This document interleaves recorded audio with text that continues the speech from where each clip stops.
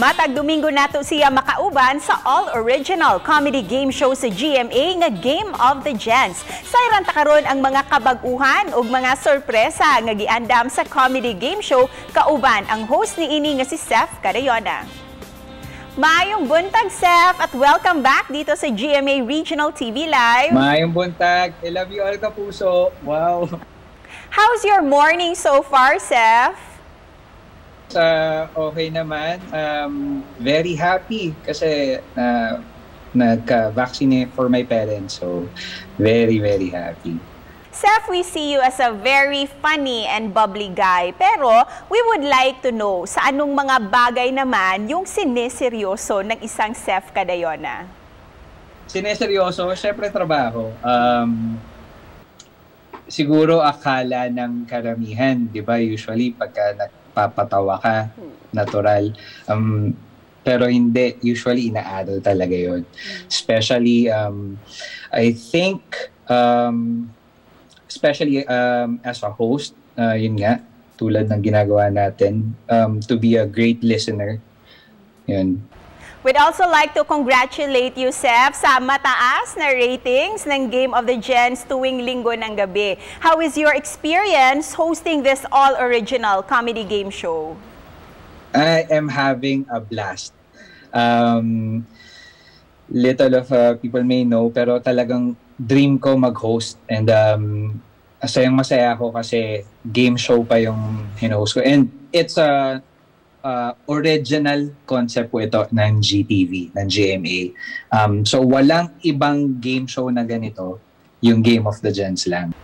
Sa mga previous episodes ng Game of the Gents, ano-ano naman ang mga na-discover mong katangian ng bawat henerasyon? Mas kinakabahan lagi yung younger generation, yung mga Gen Z, compared sa mga Gen X and Boomers. Kasi pagka, kunwari ako, millennial na ako, composed na eh. Medyo may sense of calm na sa stage. Tsaka pag sumagot sila, yung mga Gen X, millennial, compose. As in, talaga, sure sila sa sagot nila. Pero mali. Kadalasan sila yung mali sa contest namin. And since we're talking about your game show, we also have our own very short game dito sa BizTalk, which we call Balitok. It's a Visayan tongue twister game. Ayan ha, Seth. Let's do this 3 times as fast as you can. Ang kwarta ko sa kwarto, 4. Ulitin ko lang. Ang kwarta ko sa kwarto, 4. Okay, sige.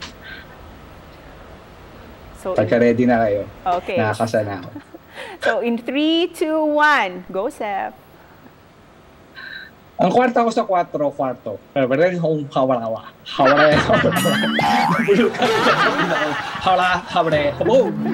Parang hindi na Bisaya yun, Seth. Next time, so, may sinabi ko nakakasa pa.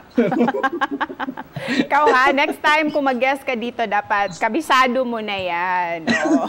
At ngayon na may bagong partner ka na, kumusta naman katrabaho si Ruru Madrid? Ano naman yung mga pagbabago ngayon sa Game of the Gents having Ruru as your new partner? I guess, yung batuhan when it comes to jokes, ay andun din yung kilite. Andun din yung kilite na yan. But yung happy ako is, we work as a team to, since parang bahay namin yung show and wini-welcome namin yung mga guests namin, yung mga contestants.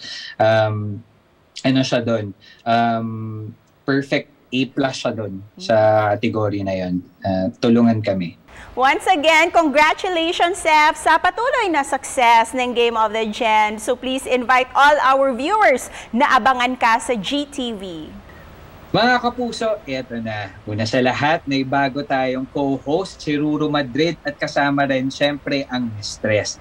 At inaanyayahan po namin kayong manood ng Game of the Gents. Every Sunday po ito ng gabi, 8:30 PM, syempre sa GTV.